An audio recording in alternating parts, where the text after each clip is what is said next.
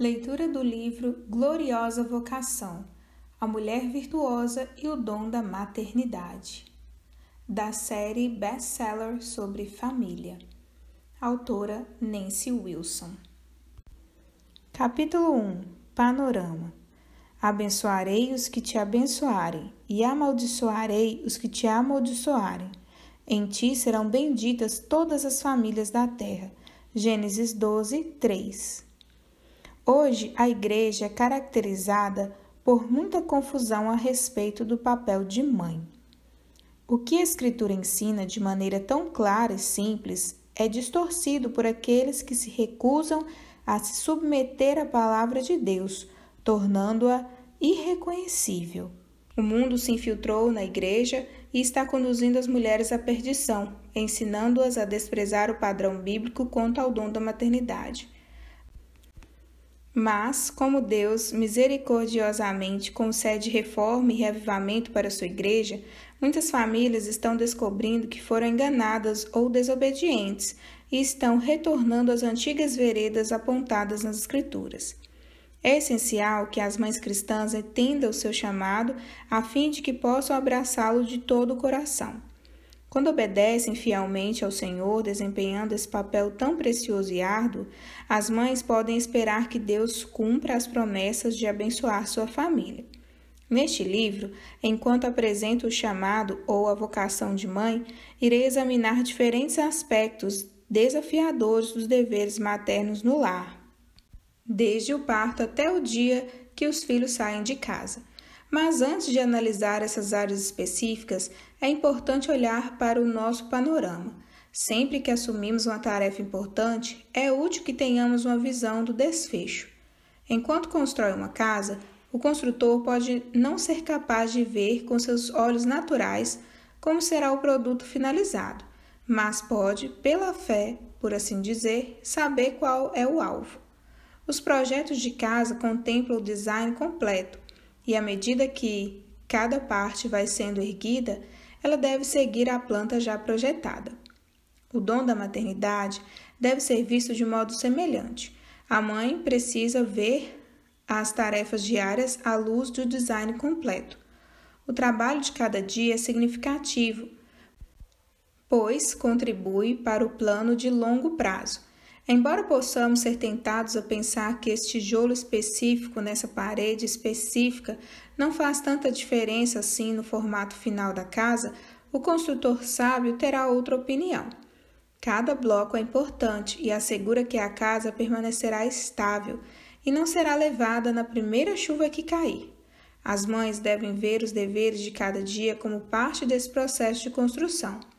Embora possa parecer que pouca coisa foi feita em uma única tarde, todos aqueles tijolos fazem diferença. A mulher sábia edifica a sua casa, mas a insensata com as próprias mãos a derriba. Provérbios 14, 1. Seguindo a ilustração da construção de uma casa, vejamos agora o que a Escritura diz sobre essa planta de construção e por que o chamado de ser mãe é tão significativo. Primeiro, iremos considerar as imagens bíblicas positivas quanto ao dom da maternidade nos Salmos e Provérbios, e depois iremos analisar as instruções específicas dadas às mães no Novo Testamento. Os Salmos 127 e 128 são geralmente citados por suas belas descrições de mães e filhos no lar.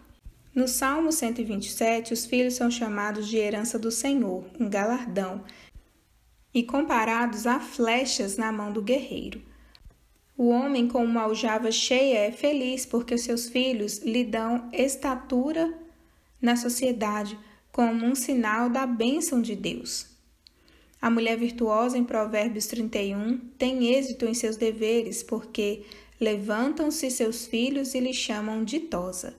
Suas obras, o fruto de suas mãos, a louvam à porta da cidade. Seu marido e seus filhos testificam a obediência dela ao seu chamado, e ela é elogiada por sua obediência frutífera.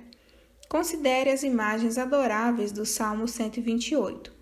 As bênçãos para aquele que teme a Deus incluem alegria em volta da mesa de jantar, na qual o fruto do seu trabalho duro é desfrutado. A esposa é descrita como uma videira frutífera. E onde ela está? No interior da casa.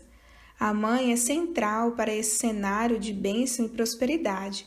Em volta da mesa estão os rebentos da oliveira, uma imagem de promessa, crescimento e prosperidade futura. Esse salmo se encerra com uma bênção. Vejam os filhos de teus filhos, paz sobre Israel. Uma mãe que cumpre seu chamado frutífero é um meio que Deus usa para trazer bênçãos para toda a família, seu marido, a igreja e a sociedade. Mães que compreendem que Deus deseja uma descendência piedosa, Malaquias 2,15, entendem quão importante é o papel que desempenham no cumprimento da vontade de Deus. Embora exija diligência, trabalho duro e fé para suscitar uma descendência piedosa a Deus, é um trabalho que satisfaz a alma. Essa visão bíblica do dom da maternidade é rica em temor a Deus e cheia de frutos. É abundante em excelência, honra e bênçãos espirituais. A mulher descrita em Provérbios 31 é uma mulher satisfeita. Ela pode olhar com prazer para os anos em que trabalhou duro criando seus filhos e administrando o seu lar.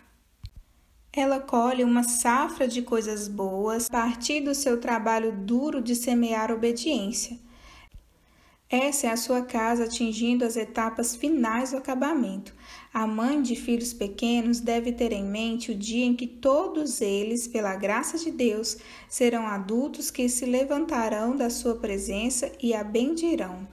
Pode ser difícil de manter essa visão de longo prazo em meio às fraldas, à disciplina, ao ensino e a centenas de outras obrigações. Mas a mãe cristã deve ter em vista a casa devidamente concluída. Sua obediência é fundamental no momento de transmitir aos filhos o amor pelo Deus Altíssimo.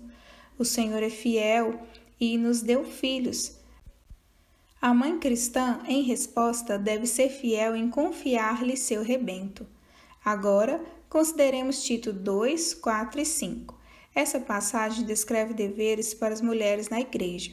As mulheres mais velhas devem ser mestras, instruindo as mais jovens.